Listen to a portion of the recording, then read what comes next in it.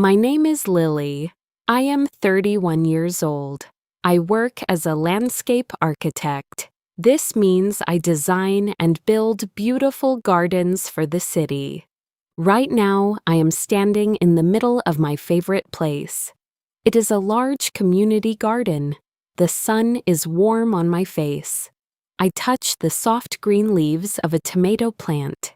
I smell the wet dirt and the sweet flowers. The yellow butterflies fly around me. Everything looks peaceful. Everything looks perfect. But inside my heart, there is a deep, dark hole. People look at me and see a strong woman. They see a successful manager. They smile at me, and I smile back. I say, "Good morning," and "Have a beautiful day." But I hide a terrible pain. I think about my past every single day. I wonder about the piece of my heart that is missing. I take a deep breath. The air is fresh, but my chest feels heavy. Sometimes I stand in this garden and just listen to the wind. I hope the wind will bring me some good news. I close my eyes and whisper to myself, "Where are you? Are you safe? Are you happy?" No one knows my secret. No one knows that 15 years ago, my life broke into a million pieces. Today, I want to tell you my story. It is a story about a broken heart, a terrible lie, and a love that never dies. Before the sadness, my life was already very hard. Let me take you back in time. 15 years ago, I was only 16 years old. I was just a teenager. I lived in a small, cold house. My mother died when I was very young. After she died, my father married a woman named Martha. Martha became my stepmother. She did not like me. She had cold, angry eyes. She never smiled at me. When my father was home, Martha pretended to be nice. But when my father went to work, she was cruel. She made me clean the floors until my hands were red. She made me cook all the food. Then, my father died in a sudden accident. I was completely alone with Martha. I was so scared. Around that time, I made a mistake. I was young, lonely, and looking for love. I became pregnant. The father of the baby was a boy from my school. When he found out I was pregnant, he ran away. He never came back. I was 16, pregnant, and terrified. I had no money. I had no job. I had no one to help me. Martha was furious. She shouted at me every day. "You are useless," she yelled. "You are a bad girl." I cried in my room every night. I touched my growing belly. I whispered to my unborn baby, "I am sorry. I will try to be a good mother. I will protect you." I loved my baby so much. I wanted to give him a good life. But Martha had a different plan. She watched me with a strange look in her cold eyes. I did not know it then, but she was making a dark and terrible plan. The day my son was born was the best and worst day of my life. I gave birth in a small, cheap hospital. The pain was terrible. My body was shaking. Cold sweat ran down my face. I felt so weak. But then I heard a sound. It was the loud, sweet cry of my baby boy. The nurse put him in my arms. He was so small. He had dark hair just like me. On his left arm, he had a special red birthmark. It looked like a tiny star. I kissed his warm head. I whispered to myself, "I love you.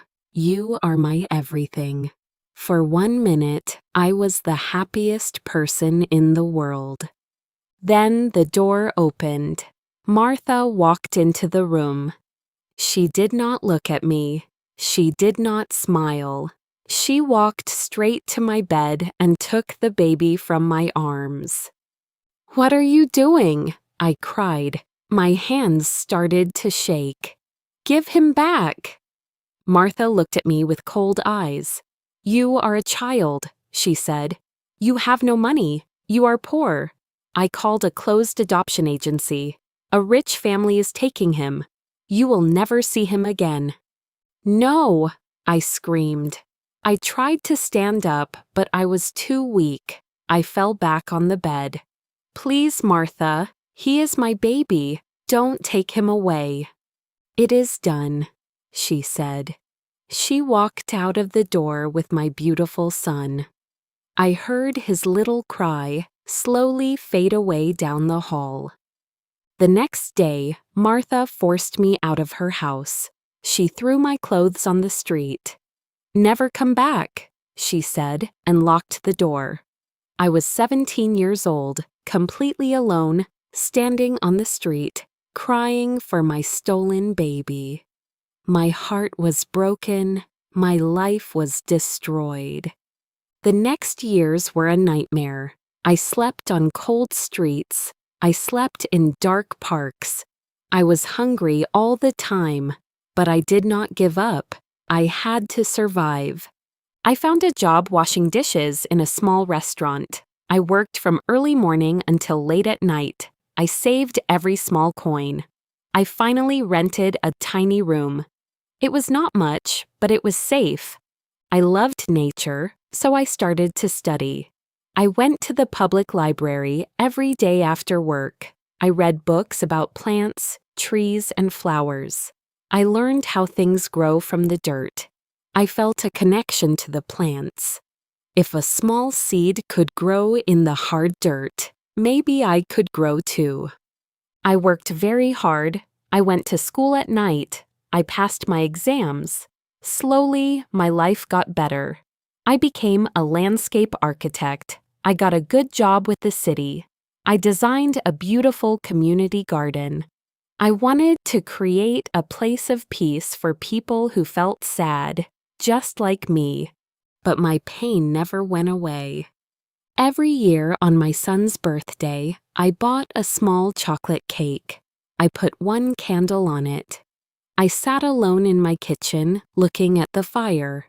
I blew out the candle and whispered, "Happy birthday, my little star. I hope your rich family loves you. I hope you are happy." I tried to find the adoption agency. I searched the internet. I asked the police. But Martha had used a fake name. The adoption was closed. There was no paper. There was no record. My son was gone forever. I had to live with the pain. I had to smile at the world while my heart bled inside.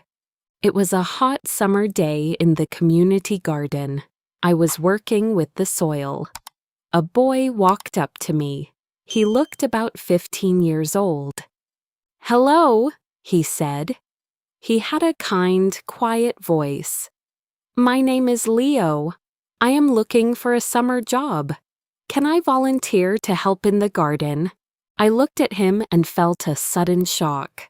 My heart started to beat very fast. He had dark hair. He had sad, dark eyes. He looked so much like me when I was a teenager. "Yes," I said. My voice was shaking. "You can help me." Leo was a wonderful boy. He worked very hard. He never complained about the hot sun. He was gentle with the flowers. We talked while we worked. We talked about life, about dreams. I felt a deep, strong connection to him. I felt like I had known him my whole life. One afternoon, we were planting roses. The sun was very hot. Leo rolled up his sleeves to wash his hands in the water fountain. I looked at his left arm. I stopped breathing. There, on his arm, was a red mark. It was shaped exactly like a tiny star. The world started to spin. My hands were shaking wildly. Cold sweat covered my face. I remembered the baby in the hospital. I remembered the tiny red star. "Leo," I whispered. My voice sounded strange. "Where did you get that mark?" "Oh, this?" Leo said. He touched the red star. I was born with it. My mom says it is my special star. I felt a sharp pain in my chest. I could not stand up. I fell to my knees in the dirt. This was my baby. This was my son. I could not speak. I just stared at Leo. Then I heard a car stop next to the garden. "Leo, time to go home," a woman called out. Leo smiled. "That is my mom," he said. He picked up his bag. I looked up.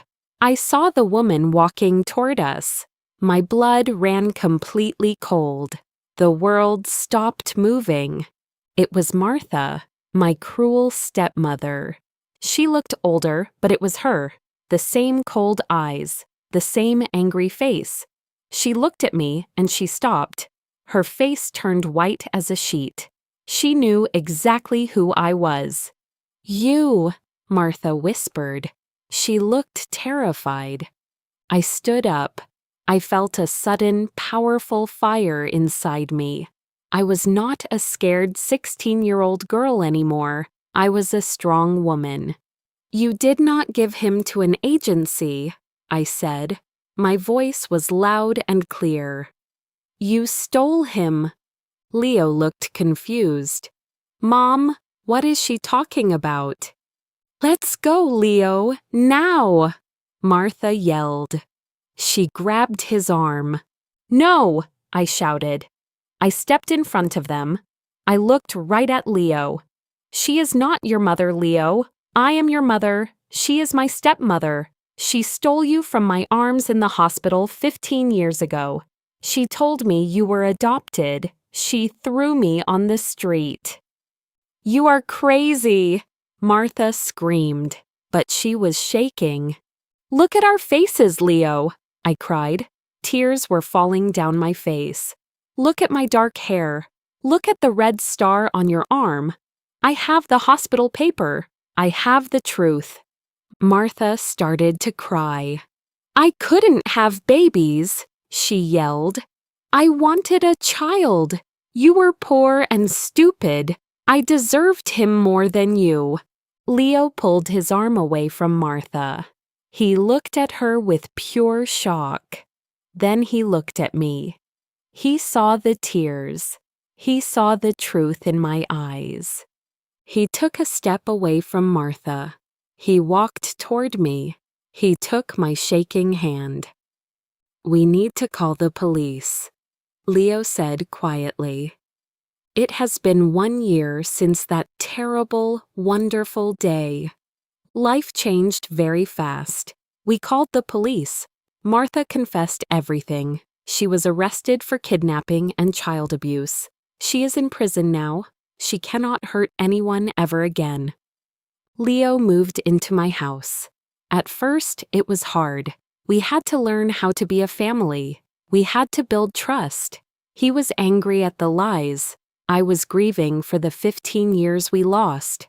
But love is stronger than time. Love is stronger than lies.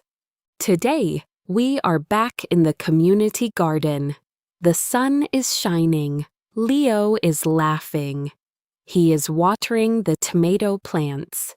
He is so tall, so smart, and so kind. Every time he calls me Mom, my heart feels like it is flying. I look at the beautiful flowers we planted together. I think about my journey. I went from a terrified, homeless teenager to a strong mother. I learned that you cannot hide the truth forever. The truth is like a seed in the dirt. Even if you bury it deep in the dark, it will eventually grow and reach the light. I am not hiding a dark hole in my heart anymore. My heart is full. We lost 15 years, but we have the rest of our lives together. The pain of the past makes the joy of today even sweeter.